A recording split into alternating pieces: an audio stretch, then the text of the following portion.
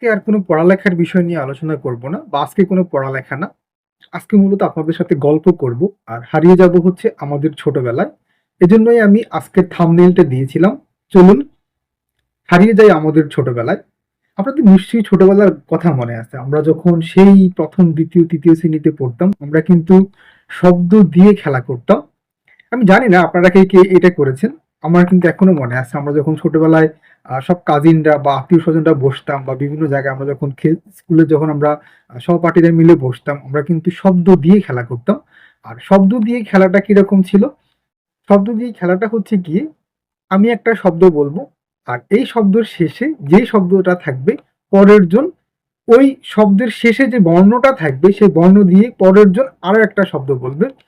যেমন আমি যদি একটা শব্দ বলি যে আমি যদি বলি ক দিয়ে একটা শব্দ কলম, তো কলমের শেষ হচ্ছে ম, তো ম দিয়ে আরো একটা শব্দ তৈরি করতে হবে। তো পরের জন ম দিয়ে কি শব্দ তৈরি করতে পারে? পরের জন ম দিয়ে শব্দ তৈরি করতে পারে মায়া, ম দিয়ে শব্দ হতে পারে ময়ূর। তো এরকম যদি ময়ের শেষে আমরা যদি ম দিয়ে ময়ূর শব্দ তৈরি করি, ময়ূরের শেষে কি আছে? র আছে। তো র দিয়ে আরো একটা শব্দ তৈরি করতে হবে। র দিয়ে হয় কি? র দিয়ে হয় হচ্ছে রাত। তারপরে হচ্ছে রাতের শেষে আছে ত, ত দিয়ে কি হয়? ত দিয়ে তাল, ত দিয়ে হচ্ছে গিয়ে তবলা। এরকম করে আসলে আমরা ছোটবেলায় এই কাজটা করতাম বা এরকম আমরা ছোটবেলায় কিন্তু শব্দ দিয়ে খেলতাম।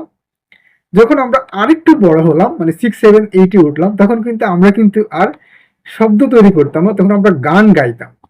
আমরা যে কাজটা করতাম যে আমি একটা শব্দ বলবো, এই শব্দ দিয়ে একটা গান বলতে হবে এবং এই শব্দ শেষে যে বর্ণটা আসবে সেই বর্ণ দিয়ে পরের জনকে আরো একটা গান বলতে হবে। এরকম গানের কলি দিয়ে দিয়ে খুব সুন্দর করে আমরা কিন্তু ছোটবেলা কাটিয়েছিলাম। টু বি অনেস্ট এখন কিন্তু আর এই ফিলটা পাওয়া যায় না। আমাদের এই প্রজন্মের যেসব ছেলেমেয়েরা রয়েছে তারা কিন্তু আসলে ডিভাইসের প্রতি অনেক বেশি আসক্ত। আর তাদেরকে আসলে আপনি আর সেই আনন্দটা দিতে পারছেন না বা আমরা দিতে পারছি না। এর কারণ হচ্ছে আমাদের ফ্যামিলি বন্ডিংসটা কিন্তু অনেক বেশি কমে গেছে। একই সাথে হচ্ছে আমাদের সামাজিকভাবে অনেক পরিবর্তন চলে এসেছে। এখন কিন্তু আমরা নিজেদেরকে আধুনিক করতে, করতে এত বেশি আমরা আধুনিকায়ন হয়ে গেছি যে আমাদের ছোট বাচ্চার হাতেও কিন্তু আমরা ডিভাইস তুলে দিতে কিন্তু ২য় বার চিন্তা করি না। টু বি অনেস্ট আপনি এখনো বিশ্বাস করবেন কিনা আমি জানি না। আমি যে এখন জাস্ট ভিডিও তৈরি করছি বা কনটেন্ট তৈরি করছি, আমার কাছে একটা ভালো ডিভাইস নেই। আমি এক্কেবারে সস্তা কম দামি একটা ডিভাইস দিয়ে কিন্তু কনটেন্ট তৈরি করে যাচ্ছি এবং এই সেটটা যদি মার্কেটে আপনি কিনতে যান হয়তো ১২-১৩ হাজার টাকার মধ্যেই আপনি পেয়ে যাবেন। সো বুঝতেই পারছেন যে কত কম টাকা দামের একটা সেট দিয়ে আমি ভিডিও তৈরি করছি। বাট রিসেন্টলি আমি আমার এক রিলেটিভের বাসায় গিয়েছিলাম আর আমি ওখানে গিয়ে দেখি যে উনার বাসায় ছোট্ট একটা বাচ্চা এখন স্কুলেও ভর্তি হয় নাই, ঠিক মতো কথাও বলতে পারতেছে না। ও আইপ্যাড নিয়ে হচ্ছে গিয়ে ও আইপ্যাডে স্ক্রল করতেছে, বিভিন্ন জিনিস দেখতেছে, মেবি টিকটক বা এই ধরনের কিছু একটাতে ও দেখতেছে একটার পর একটা ভিডিও। একটা ছোট বাচ্চা। আমি তখন অবাক হলাম যে একটা ছোট বাচ্চার হাতে এরকম এত দামি আইপ্যাড তো আর এটা চারটিখানি কথা না বা ১০-১৫ হাজার টাকার জিনিস না, এটা হিউজ অ্যামাউন্ট লাগে। তো ও আসলে এটার ভ্যালুটা কি বুঝবে? ওর কাছে এটার কি মূল্য থাকতে পারে?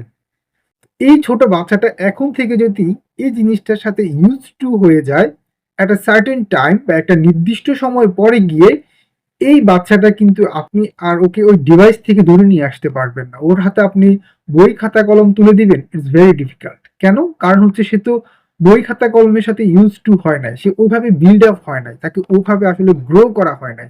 তাকে গ্রো করা হয়েছে শুধু ডিভাইস দিয়ে। এবং এই সিনারিওটা আমি জাস্ট আমার একটা রিলেটিভের কথা বললাম। এটা শুধু যে আমার রিলেটিভ তা না। ইন আওয়ার হোল কান্ট্রি আমাদের পুরো দেশ জুড়েই কিন্তু এই সিনারিওটা সবচাইতে বেশি দেখা যাচ্ছে। বাচ্চাদেরকে ছোটবেলার সেই তাদের যেই ছোটবেলার যে আনন্দটা, সেই আনন্দটা নষ্ট করে দিয়ে তাদেরকে আমরা ডিভাইস মুখী করে তুলতেছি। এতে করে যে শুধুমাত্র বাচ্চাদের আমরা ভবিষ্যৎ নষ্ট করতেছি তা না। তারা কিন্তু শারীরিক এবং মানসিকভাবেও কিন্তু অনেকটা অসুস্থ হয়ে যাচ্ছে। এই যে দীর্ঘ সময় ধরে তারা যে ডিভাইসের দিকে তাকিয়ে থাকে, এতে করে তাদের চোখে যেমন সমস্যা হয়, একইভাবে হচ্ছে এটা কিন্তু মস্তিষ্কে অনেক বড় ইফেক্ট ফেলে। সো আমি আজকের এই ভিডিওর মাধ্যমে সবাইকে রিকোয়েস্ট করব, বিশেষ করে যারা আমার ভিউয়ার্স রয়েছেন, যারা নিয়মিত আমার ভিডিওগুলো দেখেন, বিশেষ করে এই চ্যানেলটা তো হচ্ছে স্টুডেন্টদের জন্য। সো আপনারা যারা স্টুডেন্ট রয়েছেন, আপনারা সবচাইতে বেশি চেষ্টা করবেন হচ্ছে গিয়ে যত বেশি আপনারা বইমুখী হতে পারেন বা প্রকৃতির কাছাকাছি যেতে পারেন, দুটো জিনিস আপনারা মাথায় রাখার চেষ্টা করবেন যে বই আর প্রকৃতি এই দুটো হচ্ছে আপনাদের সবচাইতে বড় আপন প্রিয়, এর বাইরে ওর অন্য কিছু না। তো এই দুটার কাছে সবচাইতে বেশি যাওয়ার চেষ্টা করবেন আর ডিভাইস থেকে দূরে থাকার চেষ্টা করবেন। হয়তো এখন আপনি বলতে পারেন যে আমি যে ভিডিওটা তৈরি করছি সেটার জন্য তো ডিভাইস লাগবে। হ্যাঁ, তখনই দেখবেন যখন আপনার এটা দেখার প্রয়োজন।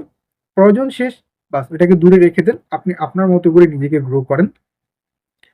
তো আর বকবক না করি, আমি আজকে চেষ্টা করেছিলাম আপনাদেরকে ছোটবেলায় নিয়ে যাওয়ার জন্য। আর কমেন্টে অবশ্যই বলবেন কারা কারা ছোটবেলায় এই গেমগুলো খেলেছেন। বিশেষ করে হচ্ছে গিয়ে শব্দের শেষের বর্ণ দিয়ে আবার নতুন শব্দ তৈরি করা, আর হচ্ছে গিয়ে গান তৈরি করা, যে শব্দের শেষে যে বর্ণটা আসবে সেই বর্ণ দিয়ে আবার গান তৈরি করা। কারা কারা করেছেন নিশ্চয়ই কমেন্টে জানাবেন। আবারও thank you so much for watching the video. সবাই ভালো থাকবেন। আল্লাহ হাফেজ।